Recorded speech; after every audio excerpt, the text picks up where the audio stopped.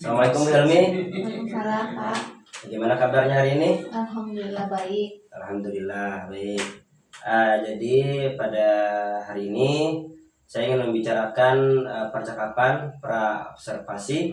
Nanti Ibu akan melakukan pembelajaran di kelas, kemudian saya akan melakukan observasi. Ibu mau mengajar di kelas berapa? Di kelas 9. Kelas 9. Oke. Rencananya hari Senin ya? Iya. Oke, hari Senin.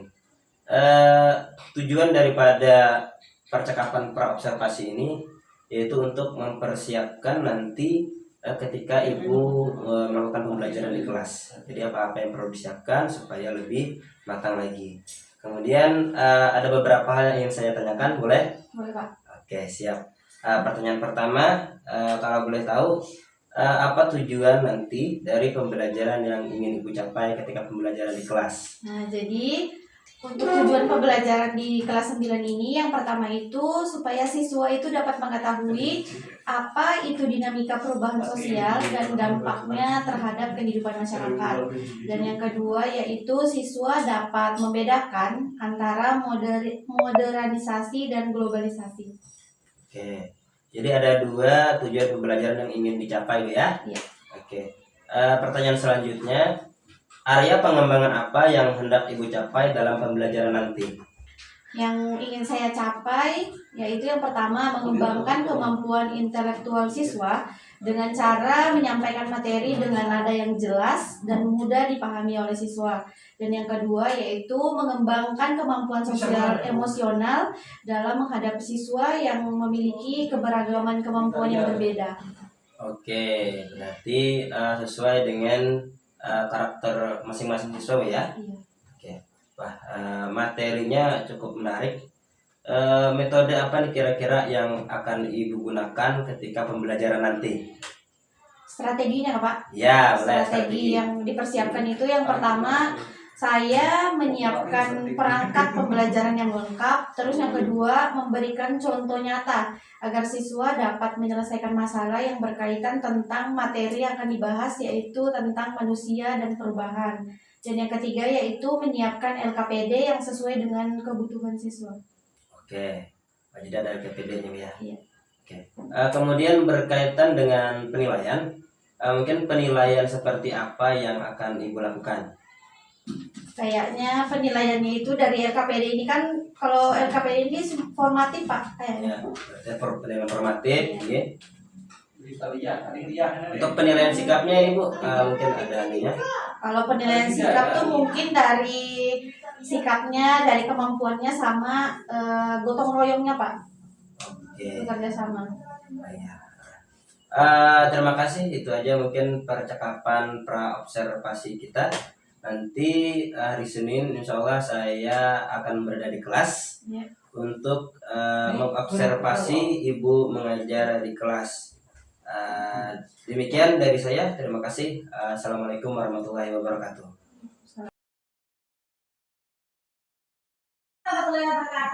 Waalaikumsalam warahmatullahi wabarakatuh. Dan selamat pagi. Hadir semua? Udah makan? Sebagian belum. Oke, hari ini kita belajar IPS bab 1 yaitu tentang manusia dan perubahan. Sebelum Ibu menjelaskan tentang apa sih itu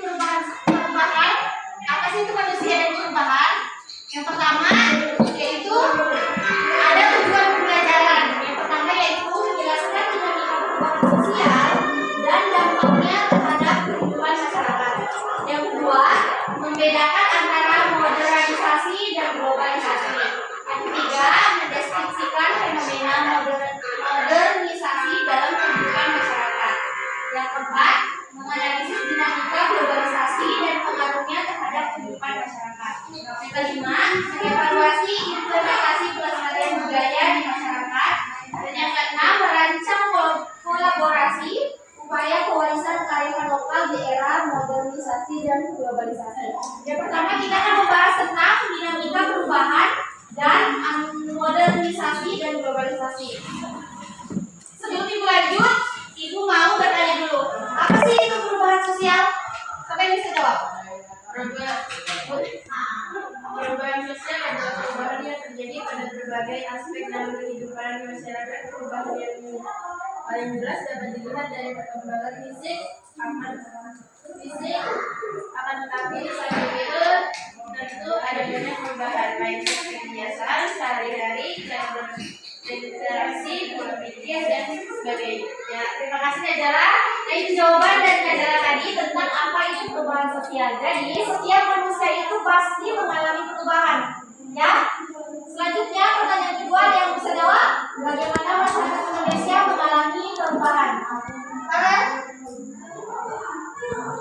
Kalau Farel nggak bisa jawab ini, kita coba pertanyaan jadi, bagaimana sih masyarakat Indonesia mengalami perubahan pada masa COVID? Masa COVID itu perubahannya apa aja, Farel? Perubahan masyarakat Indonesia saat mengalami COVID-19 itu perubahannya apa aja? Jadi rumah. Ya, jaga jarak. Ya, yang pertama jaga jarak, yang kedua jaga kebersihan. Bu, jaga peraturan. Taati peraturan, Bu. Berarti sebelum mengalami perubahan, berarti masyarakat Indonesia tidak menaati peraturan. Iya ya. Bu, kurangnya pertumbuhan ekonomi.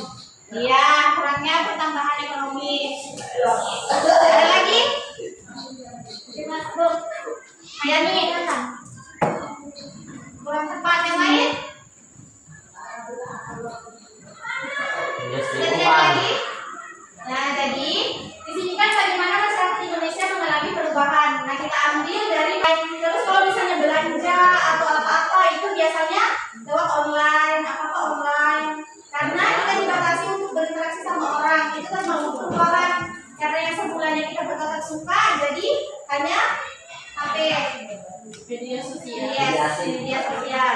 Selanjutnya, apa sih itu perubahan sosial?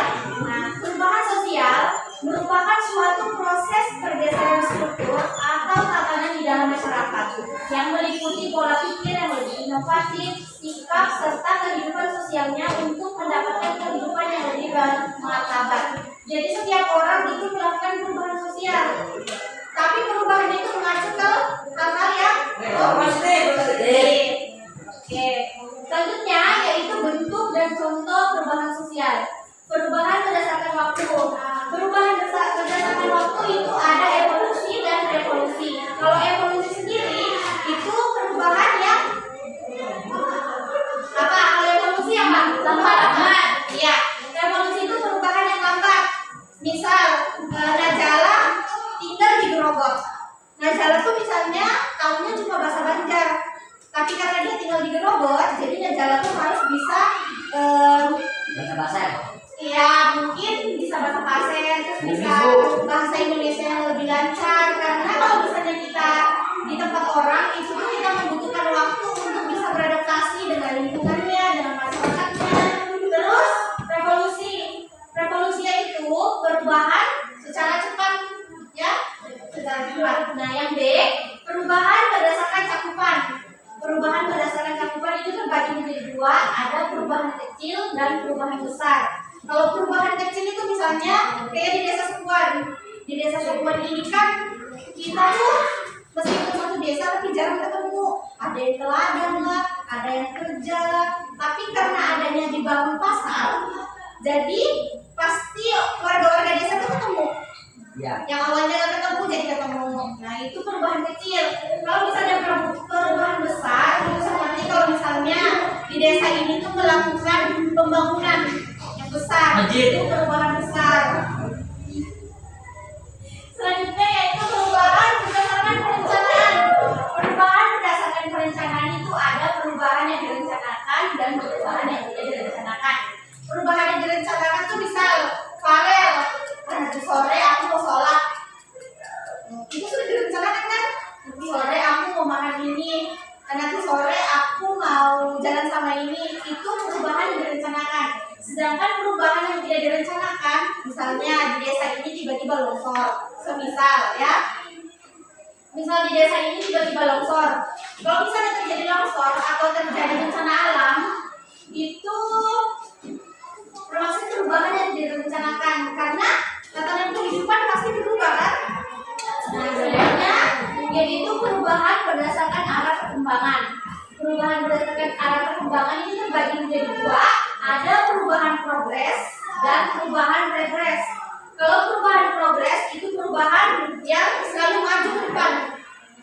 Kalau misalnya perubahan regres itu perubahan yang mundur ke belakang. Iya. Fungsinya ada yang mau kalian tanyakan? Jelas sih. Perubahan mundur itu gimana? Perubahan mundur.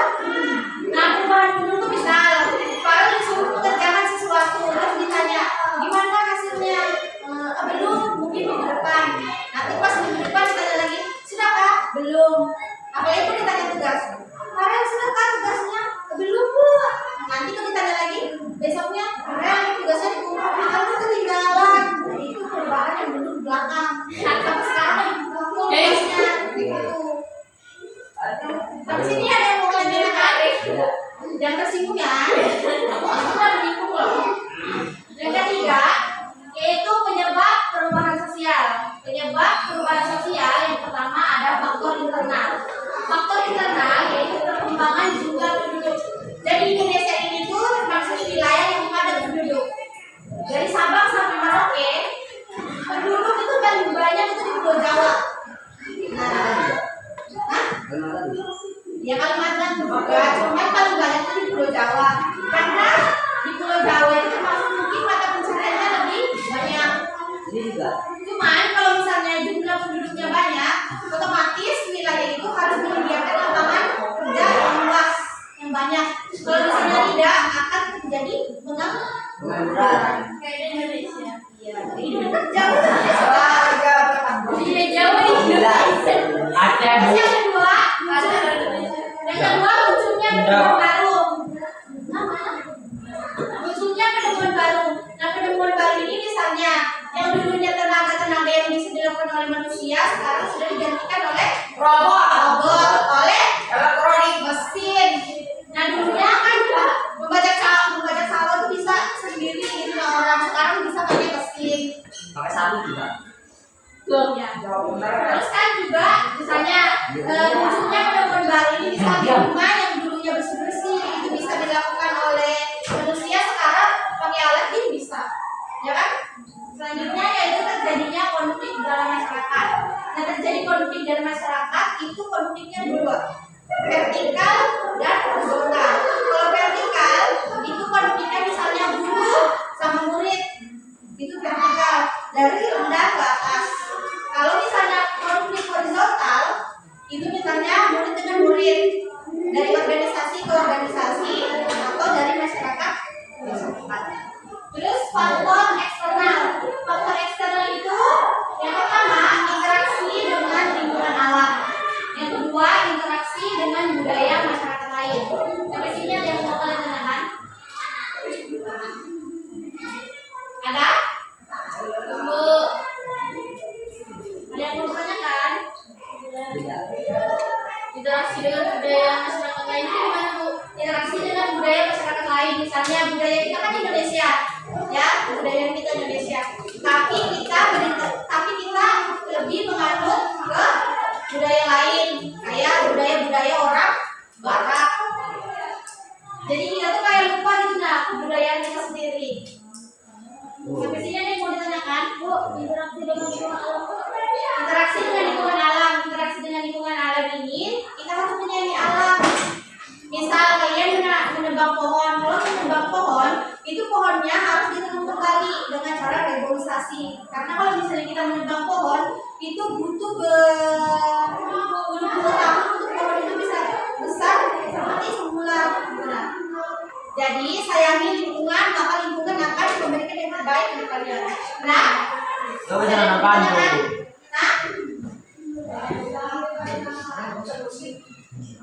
selanjutnya yaitu dampak dari perubahan sosial. Dampak dari perubahan sosial itu ada dampak positif dan ada dampak negatif. Yang pertama terciptanya pola pikir yang maju dan semakin terbuka. Nah, jadi karena dampak sosial, karena adanya perubahan sosial, kan misalnya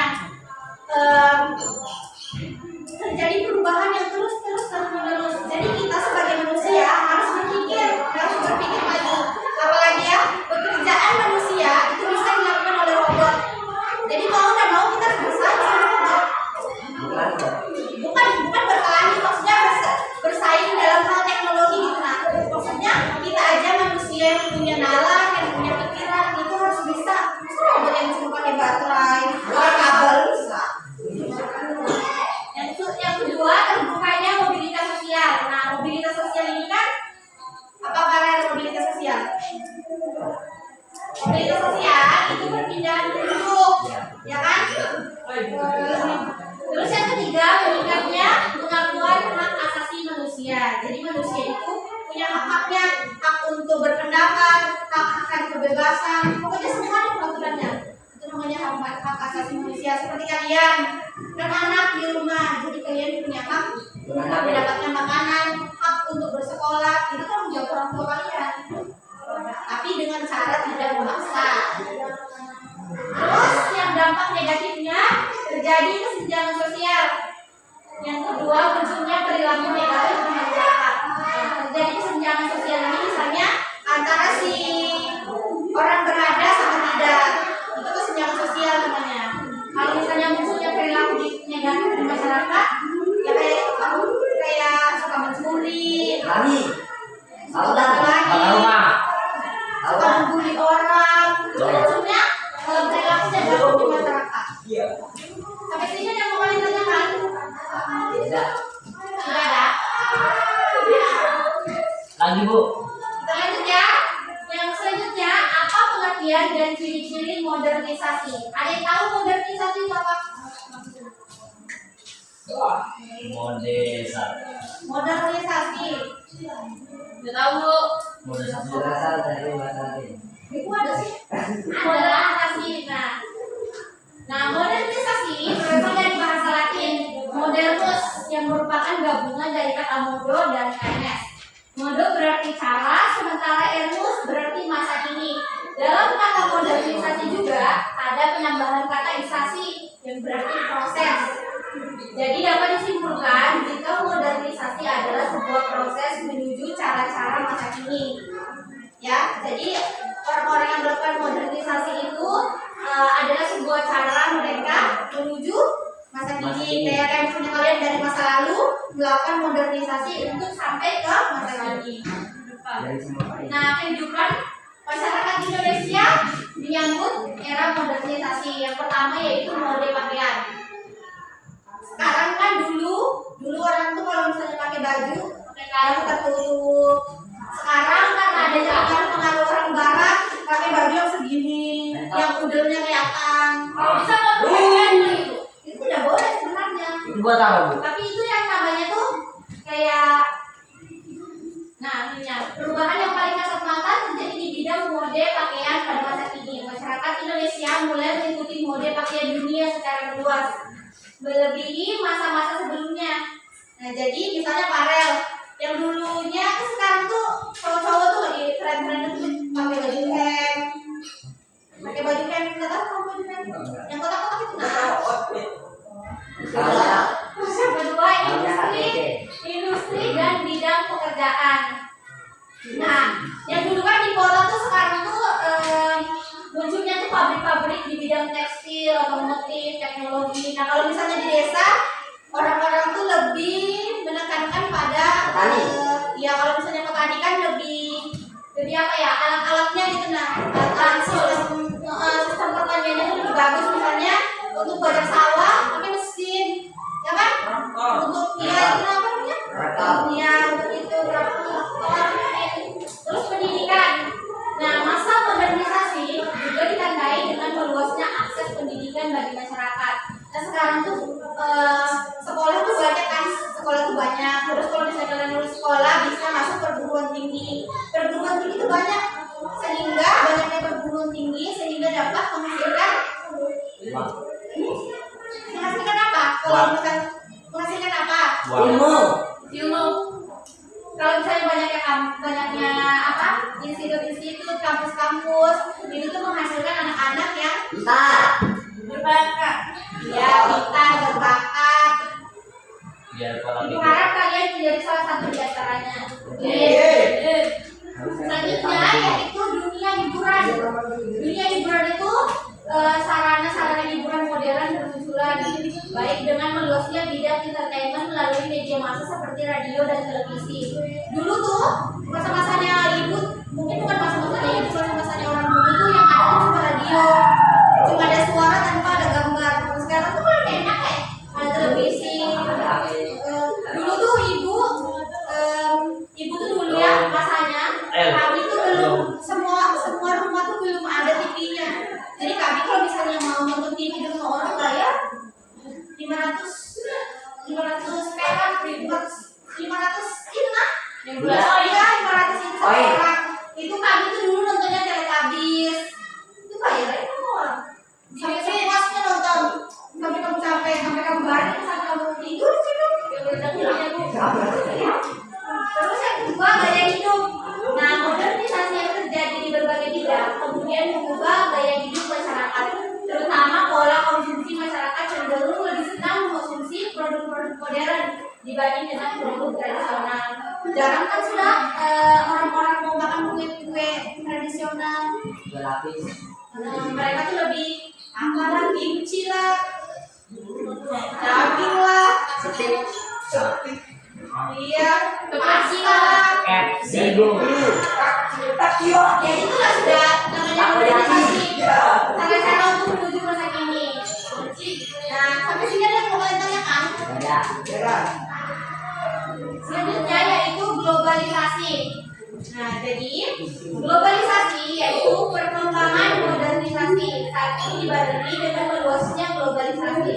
Apakah kalian sering mendengar atau bahkan sudah mengetahui pengertian dari globalisasi? Globalisasi terdiri dari dua kata yaitu global yang berarti meliputi seluruh dunia, vertisasi yang berarti proses. Dapat disimpulkan jika sederhananya globalisasi adalah proses. Jadi globalisasi itu yaitu proses dari awalnya modernisasi jadi globalisasi. Nah, ini sambungan perkembangan globalisasi. Apa itu? Ini peta jalur perdagangan pada periode klasik. Oh itu P. Ini peta. Kira itu? Kira hewan ini Kira batu bara bu. Oh, ini peta. Dulu ini kan pada abad 1 Masehi. Pada abad 1 Masehi perkembangan globalisasi itu masih sedikit. Masih belum keseluruhan dari negara-negara di seluruh dunia. Masih sedikit. Nah, jadi itu perkembangan globalisasi ini sendiri itu melalui perdagangan. Nah, ini pada abad 1 Masehi. Setelah abad 18 Masehi, globalisasi itu sudah mencakup seluruh dunia. Jadi, di seluruh dunia itu sudah mengalami yang namanya globalisasi. Tapi tidak ada yang mau kalian tanyakan? Lagi bu pak. Sudah terima kasih. Masih ada yang mau kalian tanyakan? Tidak ada bu. Ada yang kalian kurang pahami kan? Atau ibu terlalu cepat kan? Kalau misalnya ibu minta kalian menyimpulkan, ibu tunjuk satu orang mungkin bisa. Bisa. Dari yang ibu bahas semuanya, apa yang bisa kamu tangkap? Jelaskan. Berdiri Cak. Saya tangkap sedikit tadi. Apa? Tentang perubahan, terus perubahan dibagi menjadi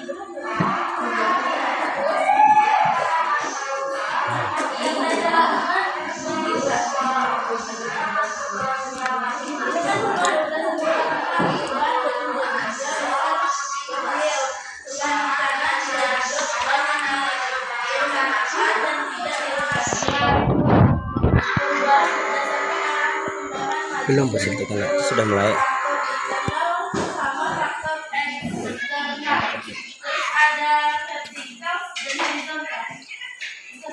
Ya, oke, terima kasih.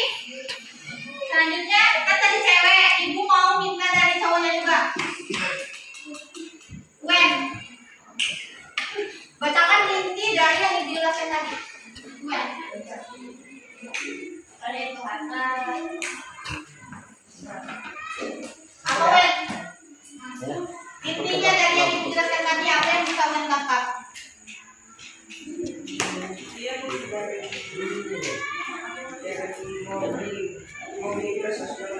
Mobilitas sosial itu apa memang? Perpindahan penduduk dari satu tempat ke tempat lain. Ada lagi? Karen? Tidak ada? Tidak ada orang enggak? Jadi kalau misalnya gurunya itu menjelaskan, tolong dicatat siapa tahu ada yang penting. Sampai sini ada yang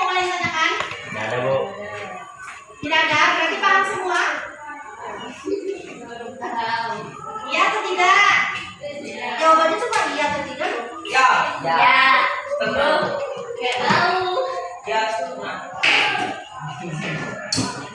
Oke, selanjutnya Ibu akan menguji kemampuan kalian terkait dengan materi yang telah Ibu sampaikan tadi. Silakan dikerjakan dan dikumpulkan. Kapan? Oke, nanya. Tolong saya dua. Lipat sama kamu. Yang semuanya. Tadi ada Bu. Satu aja. Iya lah. Jadi media ngerti, jadi media ngerti. Kalau ini terlalu banyak kan jadi tidak terlihat. Bagus kan. Pertanyaan bagus, Nen. Waduh. Jawabannya tuh ada di buku. Udah kebaca makanya bukunya. Aduh, Pak.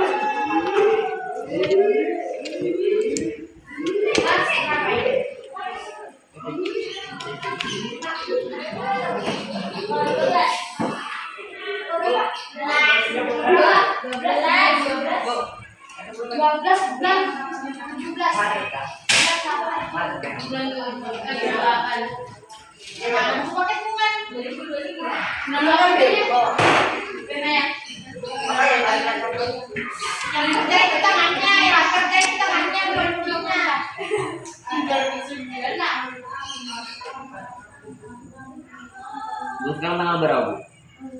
4 tanggal 24 2012. Kita pelajaran IPA.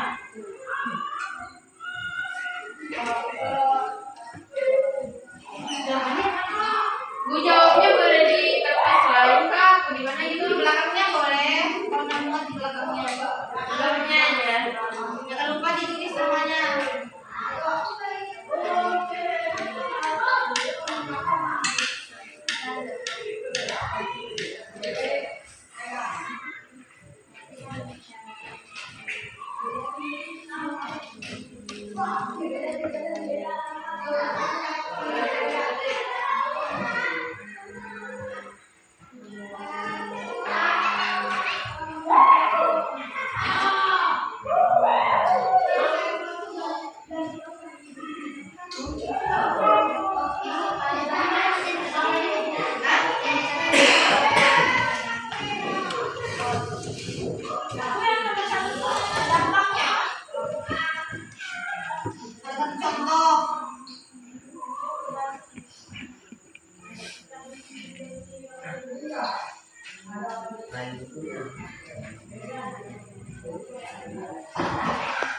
Contohnya dulu terus dampaknya apa dulu?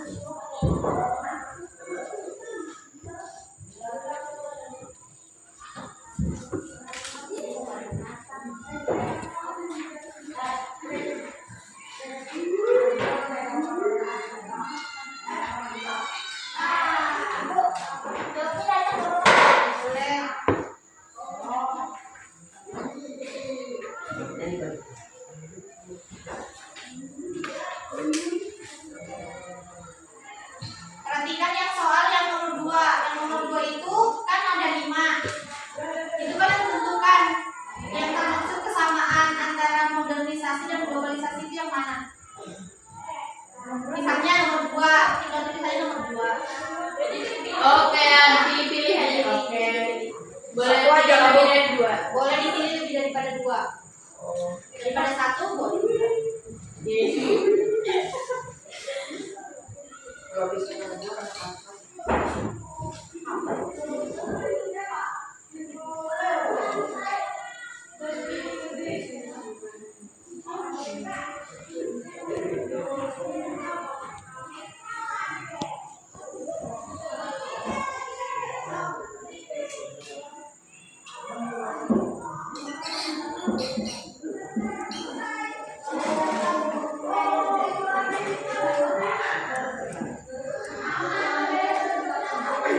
Makanya ditulis kan dengan mengarang bebas.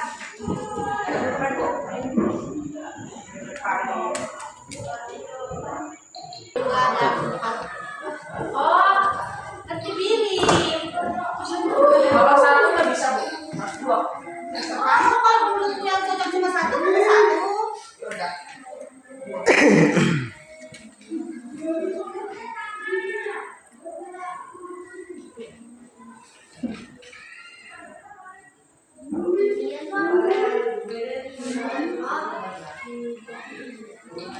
Nyambung kali. Ya. Gua lanjut.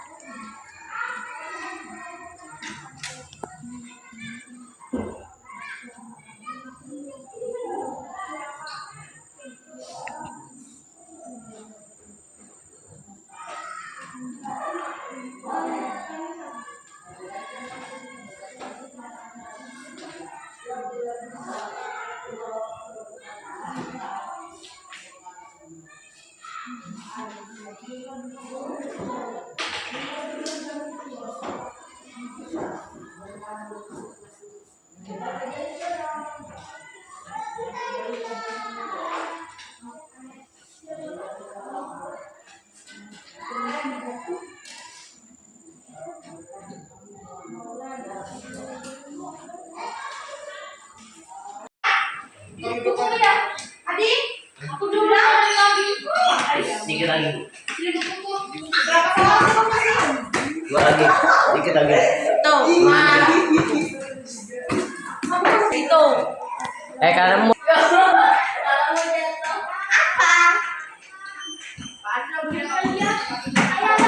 Jadi kami pakai.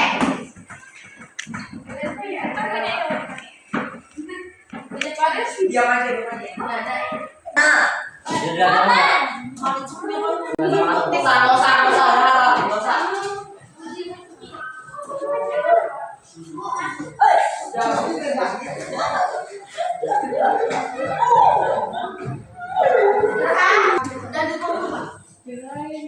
Izin di bawah aja lah. Iya, Pak. Kawan Pak Nah. Oh iya bapak ini. Nanti. Kecil.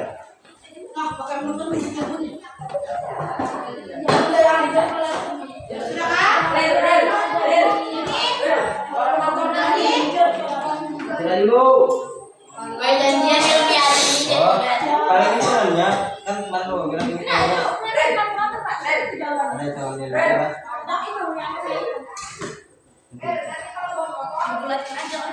Ya, dibulatkan boleh kalau.